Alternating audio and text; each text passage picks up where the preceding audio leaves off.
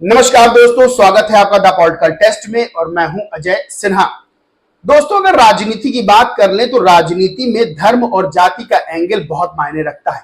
यानी चाहे वो धर्म का एंगल हो, चाहे वो जाति का एंगल हो, राजनीतिक दल अपने आप को उस खास जाति धर्म के लोगों का सच्चा हितैषी बताते हैं। यानी जाति धर्म को लेकर जब चुनाव आते हैं तो राजनीतिक दल अपना अपना दावा ठोकते हैं कि भाई हम आपके सच्चे हितैषी हैं, हम आपके सच्चे हितैषी हैं।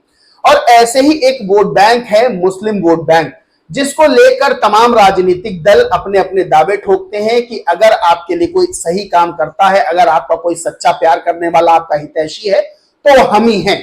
और इसको लेकर राजनीति में चर्चा भी बहुत होती है।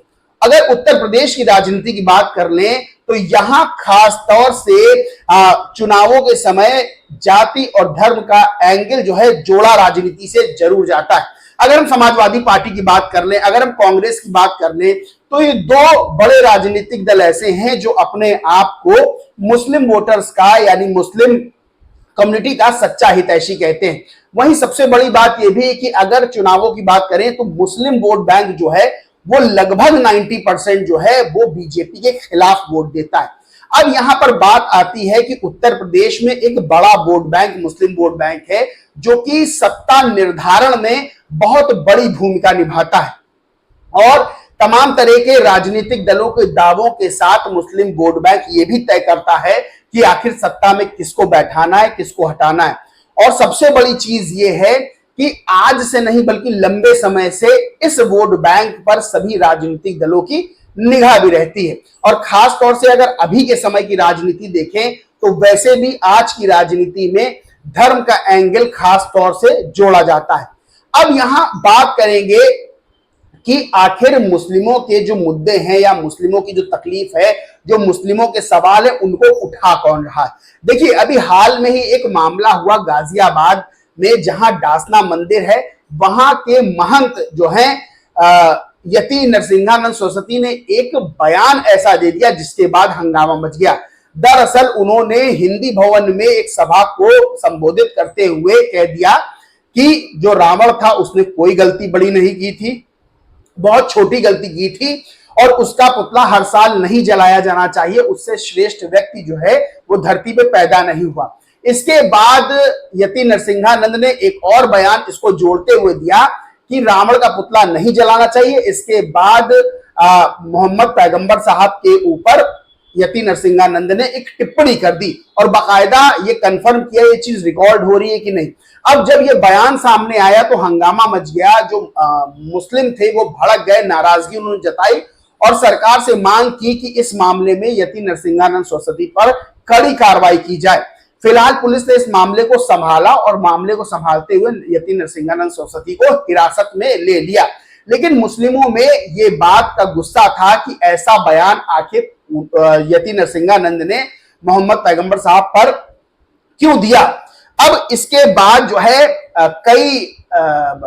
कई बयान भी सामने आए, राजनीति भी उत्तर प्रदेश में गरमाई और इस बीच बीएसपी सुप्रीमो मायावती का ट्वीट आया, बयान आया और उन्होंने लिखा, यूपी के गाजियाबाद में डासना देवी मंदिर के महंत द्वारा इस्लाम मजहब के खिलाफ फिर से नफरती बयानबाजी की गई, जिससे उस पूरे इलाके में तथा देश के कई हिस्सों में अशांति व तनाव की स्थिति उत्पन्न है।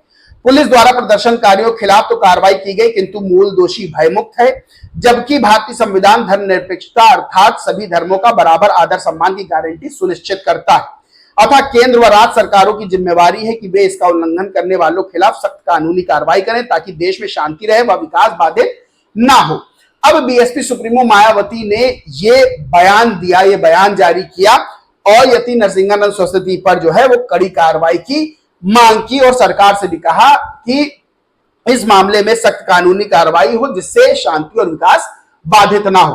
अब यहां पर सवाल ये उठने लगे कि अखिलेश यादव और राहुल गांधी जो मुस्लिमों को जो है मुस्लिमों का अपने आप को सच्चा हितैषी बताते हैं, उन्होंने कोई बयान जारी क्यों नहीं किया। क्योंकि आप उनके ट्विटर पे जाएंगे तो आपको उनके ट्विटर से कोई भी बयान इस तरह का सामने दिखाई नहीं देगा। वहीं बीएसपी सुप्रीमो मायावती ने एक ट्वीट किया। अब इसके बाद लोगों के रिएक्शन भी आने लगे।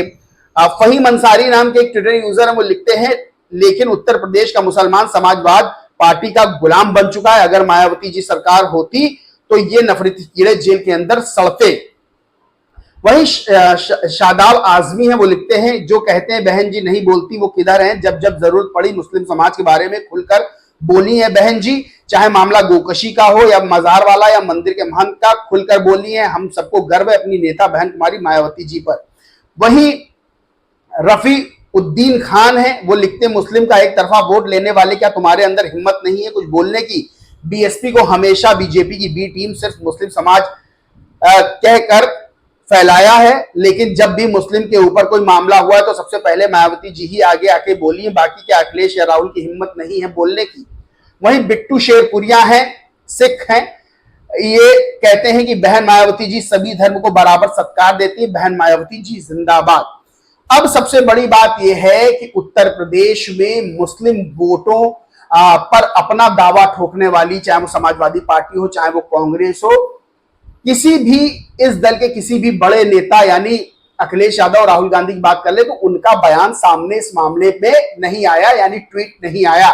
वहीं बीएसपी सुप्रीमो मायावती ने इस मामले में ट्वीट किया और अपनी नाराजगी जताई। इसके बाद जो मुस्लिम समुदाय के लोग हैं वो बीएसपी सुप्रीमो मायावती की तारीफ करने लगे, कहने लगे कि खाली बीएसपी को नुकसान पहुंचाने के लिए जो बीजेपी की बी टीम कहा जाता है, लेकिन बीएसपी सुप्रीमो मायावती जब जब मुस्लिमों में कोई सवाल उठाए तब तब वो सामने आई हैं और उन्होंने इस चीज का विरोध किया है।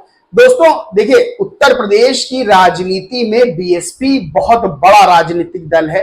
भारत में भी अच्छा खासा वोट बैंक है, लेकिन उत्तर प्रदेश में मेन जो पकड़ है वो बीएसपी की उत्तर प्रदेश में है। वही उत्तर प्रदेश अगर राजनीति के लिहाज से देखें तो बेहद खास हो जाता है देश की राजनीति में।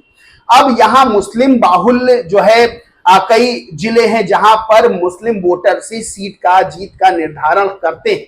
अब बीएसपी सुप्रीमो का ये बयान जो है सामने आना मुस्लिमों के पक्ष में, और जिन्होंने इस तरह की बयानबाजी की पैगंबर मोहम्मद साहब पर, उनके खिलाफ इस तरह का बयान आना साफ तौर पर यह बताता है कि कहीं ना कहीं जो मुस्लिम वोटर्स हैं वो बीएसपी की ओर देख रहे हैं, बीएसपी सुप्रीमो मायावती के साथ आ रहे हैं। और उत्तर प्रदेश की राजनीति में चाहे वो 2027 के विधानसभा चुनाव हो चाहे उससे पहले होने वाले उपचुनाव हो, इसमें बीएसपी को एक बड़ी बढ़त मिलने की संभावना है, क्योंकि जो मुस्लिम वोटर्स हैं वो बीएसपी को वोट देने के लिए पूरी तरह से तैयार नजर आ रहे। देखिए, अगर दलित वोटर्स की बात कर लें तो वो बीएसपी के साथ हमेशा रहा है। अगर पिछले कुछ सालों में देखें तो नुकसान बीएसपी को हुआ है, लेकिन यह माना जा रहा है कि इस बार बीएसपी के साथ बड़ी संख्या में दलित वोट बैंक आएगा। वही मुस्लिम वोट बैंक की अगर बात कर ले, वही ब्राह्मण वोट बैंक की बात कर ले, ये वोट बैंक भी बीएसपी के साथ जुड़ते हुए नजर आ रहे हैं। क्योंकि जब वोटर्स हिंदू मुस्लिम या जात पात जैसे मुद्दों से ऊब चुके होते हैं तब वो कानून व्यवस्था की ओर देखते हैं कि कौन सी सरकार में बेहतर कानून व्यवस्था थी। और अगर इस मामले में देखा जाए तो बीएसपी के विरोधी भी बीएसपी सुप्रीमो मायावती की तारीफ करते हैं कि कानून व्यवस्था के मामले में बहन जी की जो सरकार थी वो सबसे बेहतर थी। तो अब जो होने वाले चुनाव हैं वो ज्यादातर कानून व्यवस्था, महिला सुरक्षा जैसे मुख्य मुद्दों पर जो है होने वाले हैं, और वही इसमें बीएसपी को एक बड़ा फायदा मिलता हुआ नजर आ रहा है। बहरहाल दोस्तों, इस पूरे मामले पर आप क्या सोचते, क्या मानते, कमेंट करके जरूर बताएं। वीडियो अच्छा लगा हो तो लाइक करें, खूब शेयर करें, और चैनल को सब्सक्राइब नहीं किया तो सब्सक्राइब करके बेल आइकन जरूर दबा लें। जय हिंद, जय भारत।